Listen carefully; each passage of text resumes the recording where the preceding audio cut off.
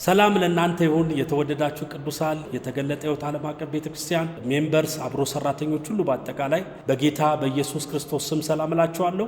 የፊታችን አርብ ጥቅምት 21 እንደዚሁ ደግሞ ጥቅምት 23 እሁድ ቀን በዚህ ቦታ ላይ እጅ የምንጭንበት በልዩ ልዩ ቀንበር ውስጥ ላሉ ሰዎች የምንጸልይበት ልዩ ፕሮግራም ተዘጋጅቷል። ስለዚህ ማሳሰቢያ ነው የምነግራችሁ። የፊታችን አርብ ጠዋቱ 3 ሰዓት ጀምሮ በዚህ ቦታ ላይ እጅ የምንጭንበት የምንጸልይበት እግዚአብሔርን የምናመልክበት በተለያየ ቀንበርና ስራት ውስጥ ላሉ ሰዎች ደግሞ የምንጸልይበት ልዩ ፕሮግራም ተዘጋጅቷል። ስለዚህ የታመማችሁ የተቸገራችሁ በልዩ ልዩ ቋጠሮ እንቆቅልሽ ውስጥ ላላችሁ ሰዎች እግዚአብሔር እንዲደርስልኝ ይፈልጋለሁ የምትሉ ሰዎች ሁሉ በአጠቃላይ የፊታችን አርብ ጥቅምት 21 እና ደግሞ እሁድ ጥቅምት 23 በዚህ ቦታ ላይ እጅ የመጫን የመጸለይ ቀንበር የሚሰበርበት ስራት የሚበጠስበት ልዩ ፕሮግራም ተዘጋጅቷል። ስለዚህ ማናችሁም እንዳትቀሩ።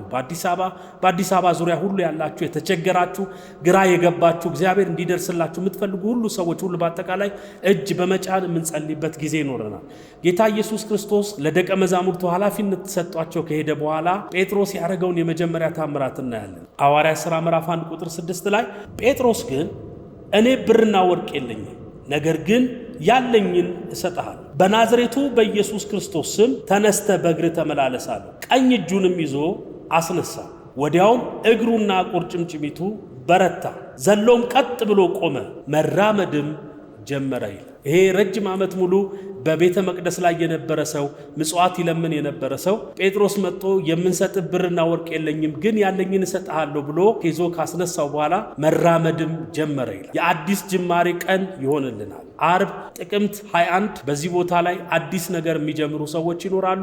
አዲስ ስራ፣ አዲስ የስራ በር፣ አዲስ የተለያዩ ነገሮችን እግዚአብሔር አምላክ በሕይወታችሁ የሚያደርግበት ዘመን ነው። ስሙን የምናይበት ቀን ነው የሚሆነው። ስለዚህ የፊታችን አርብና የፊታችን እሁድ ከጠዋቱ 3 ሰዓት ጀምሮ በዚህ ቦታ ላይ እጅ እንጭናለን፣ እንጸልያለን፣ ቀንበር ይሰበራል፣ የታሰሩ ሰዎች ይፈታሉ፣ በአጋንንት ስራት የታሰሩ ሰዎች ነፃ ይወጣሉ፣ የታመሙ ሰዎች ይፈወሳሉ። ስለዚህ ላፍቶ በሚገኘው የተገለጠ ሕይወት ዓለም አቀፍ ቤተክርስቲያን ሁላችሁም እንዳትቀሩ፣ ሁላችሁም እንድትገኙ ይሁን። አድራሻችን ላፍቶ ታክሲ ማዞሪያ ጋር ባለው አቢሲኒያ ባንክ 100 ሜትር ገባ ብላችሁ ታገኙናላችሁ። እግዚአብሔር አምላክ ዘመናችሁን ይባርክ።